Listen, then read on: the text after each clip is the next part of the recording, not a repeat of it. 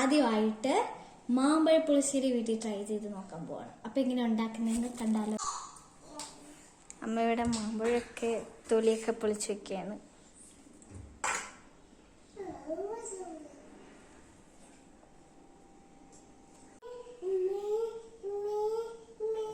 ആദ്യം നമുക്ക് ഈ മാമ്പഴത്തിൻ്റെ ഒക്കെ തൊലി പൊളിച്ച് എല്ലാം ക്ലീൻ ചെയ്ത് എടുത്ത് വെക്കണം. റെഡിയാക്കാം. അപ്പം നമുക്ക് ആക്കിയാലോ. അതിനാദ്യം വേണ്ടത് ഇച്ചിരി പച്ച, 2, 3, നമ്മളിപ്പോൾ എടുത്തിരിക്കുന്ന 8 മാമ്പഴത്തിന് 2 പച്ചമുളക് ചെറുതായിട്ട് അരിഞ്ഞത്, പിന്നെ കറിവേപ്പില, ഇച്ചിരി മുളക് പൊടി, കുറച്ച് കളർ കിട്ടാൻ വേണ്ടി മാത്രം, ഒത്തിരി വേണ്ട, ഇച്ചിരി,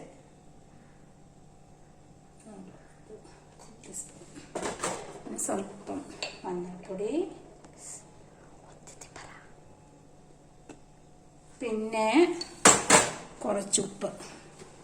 നമ്മളിവിടെ മറ്റേ ഉപ്പാണ് യൂസ് ചെയ്യുന്നത്. ഉപ്പൊടി നമ്മൾ യൂസ് ചെയ്യാറില്ല. നമ്മളിവിടെ ഉപ്പാണ്. സ്വല്പം മാമ്പഴം ആയതുകൊണ്ട് അധികം മധുരത്തെ ബാലൻസ് ചെയ്യാൻ വേണ്ടി മാത്രം സ്വല്പം ഉപ്പ് മതി. നമുക്ക് നോക്കിയിട്ട് വേണമെങ്കിൽ നമുക്ക് പിന്നെ ചേർത്ത് കൊടുക്കാം. പിന്നെ മാമ്പഴത്തിനും മാങ്ങയുടെ പുളി ഉണ്ടാവുന്നുണ്ട്, അതിന് വേണ്ടിയിട്ടൊരു സ്വല്പം പഞ്ചസാര, ഇത്തിരി വേണ്ട, മാമ്പഴത്തിന് മധുരം ഉണ്ടാവുകൊണ്ട് ലേശം ആ പുളിയൊക്കെ ഒന്ന് ബാലൻസ് ചെയ്യാൻ വേണ്ടി മാത്രം. നമുക്കിനി ഈ മാങ്ങ മുങ്ങി കിടക്കാൻ പാകത്തിന് വെള്ളം, ഈ വെള്ളത്തിൽ കിടന്ന് മാമ്പഴം വേകണം. പിന്നെ നമ്മൾ അരപ്പ് ചേർത്തിട്ട് അങ്ങനെ അധികം മാമ്പഴം ഉണ്ടാക്കുന്നില്ലല്ലോ, അതുകൊണ്ട് അരച്ച് ചേർക്കുമ്പോഴത്തേക്കും മാമ്പഴം. നമുക്ക് സ്റ്റവ് ഓൺ ചെയ്യാം. ഇതെല്ലാം ചേർത്തതിന് ശേഷം സ്റ്റവ് ഓൺ ചെയ്യും. മാങ്ങ വേകട്ടെ, അപ്പത്തേക്ക് നമുക്ക് അതിനുള്ള അരപ്പ് തയ്യാറാക്കാം.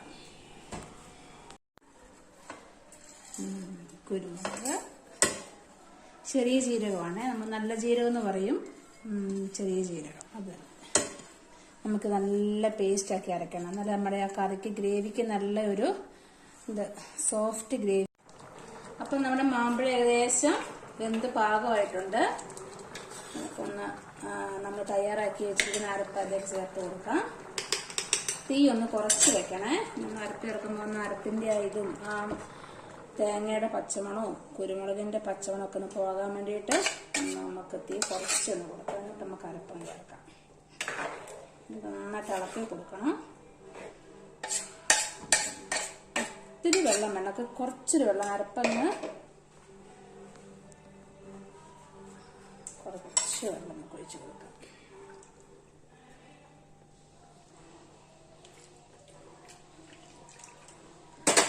ഒത്തിരി വെള്ളം ഒഴിക്കുമ്പോൾ അതിനകത്ത് ഓൾറെഡി വെള്ളം എന്തെങ്കിലും ഉണ്ടല്ലോ. നമുക്ക് ഇനിയിപ്പോൾ നമുക്ക് തൈരും കൂടെ ചേർക്കണ്ടേ, അതുകൊണ്ട് നമുക്ക് അധികം വെള്ളം വേണ്ട.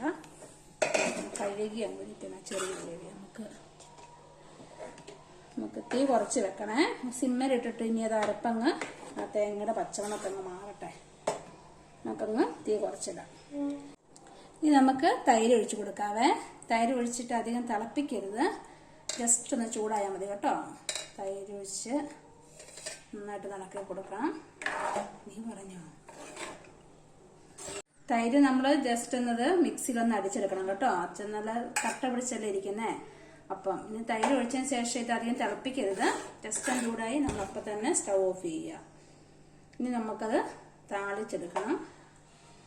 താളിക്കുന്നതിൻ്റെ നോക്കാവേ. താളിക്കാൻ വേണ്ടി നമ്മൾ ചീനിച്ചിട്ട് അടുപ്പത്ത് വെച്ച് ചൂടാവുമ്പോൾ എണ്ണ ഒഴിച്ച് കൊടുക്കുക.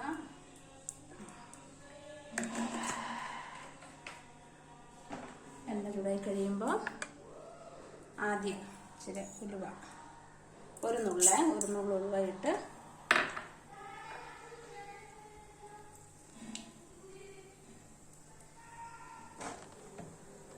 ജസ്റ്റ് ചൂടായി കഴിയുമ്പോഴത്തേക്കും നമ്മൾ കടുക് ഇട്ട് കൊടുക്കുക.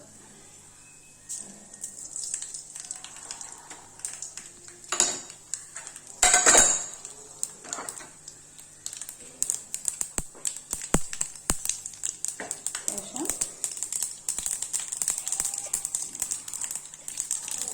കടുക് ഒന്ന് പൊട്ടി കഴിയുമ്പോൾ കറിവേപ്പില, ലാസ്റ്റ് വറ്റൽമുളക് 3 വറ്റൽമുളകുണ്ട്. നന്നായിട്ട്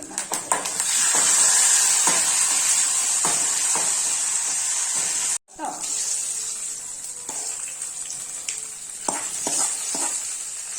ഈ മിക്സിയുടെ ഗ്രേവി വെച്ച് അത് വെച്ച്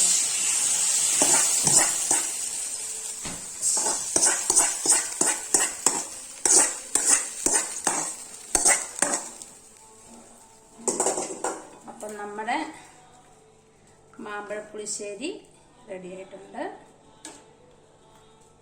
നമുക്ക് എന്തെങ്കിലും ഉപ്പോ ഇതെന്തെങ്കിലും കുറവുണ്ടെങ്കിൽ നമുക്ക് ഈ സമയത്ത് നോക്കിയിട്ടത് അഡ്ജസ്റ്റ് ചെയ്ത് കൊടുക്കാം.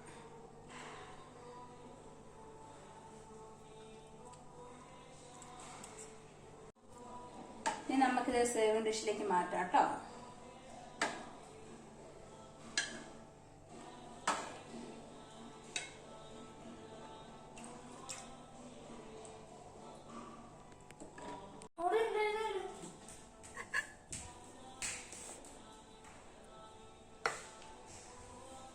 നമ്മളത് ഇച്ചിരി കരിയാപ്പിലൊക്കെ ഇട്ട് ഗാർണിഷ് ചെയ്തിട്ടുണ്ട്.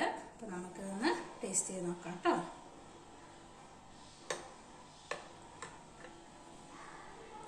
അപ്പം നമുക്ക് ഇന്ന് ലഞ്ചിനുള്ളത് ചോറ്, മാമ്പഴ പുളിശ്ശേരി, പപ്പടം ഇതൊക്കെയാണ്.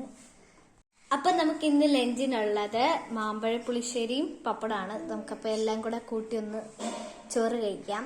അമ്മേൻ്റെ ഫസ്റ്റ് അറ്റംപ്റ്റ് മാമ്പഴ പുളിശ്ശേരി.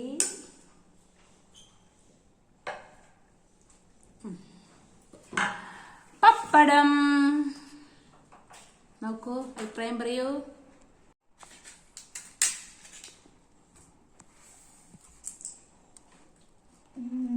സൂപ്പർ. മാമ്പഴം തന്നെ